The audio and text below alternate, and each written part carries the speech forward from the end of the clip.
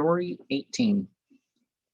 A royal prince, having inherited abundant treasures from his father, opened the hand of liberality and satisfied his impulse of generosity by lavishing without stint benefits upon the army and the population.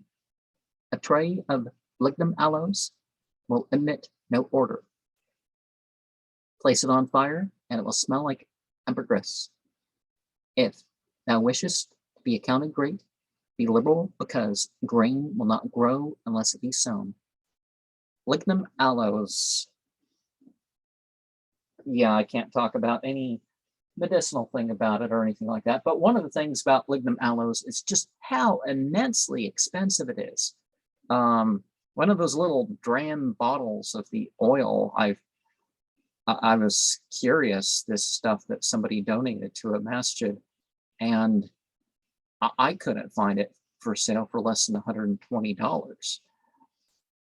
And, you know, of course, there's different grades of this. They're talking about the aloes wood, right? Yeah, but anyways. One of his courtiers began heedlessly to admonish him, saying, former kings have by their exertions accumulated this wealth and deposited it for a useful purpose. Seize this moment, because calamities may arise in front and enemies in the rear. It is not meet for thee to be helpless at a time of necessity. If thou distributest a treasure to the multitude, each householder will receive a grain of rice. Why takest thou not from each a barley corn of silver, that thou mayest accumulate every day a treasure?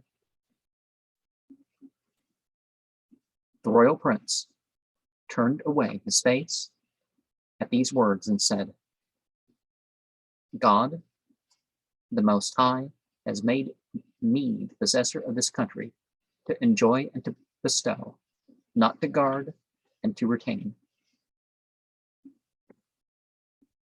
Harun, who possessed 40 treasure houses, perished.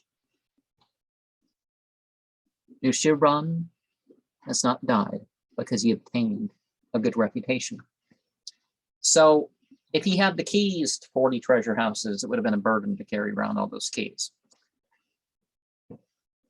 And if they were treasure houses, it would have been a burden if they were itty bitty keys, which is not likely at all, right?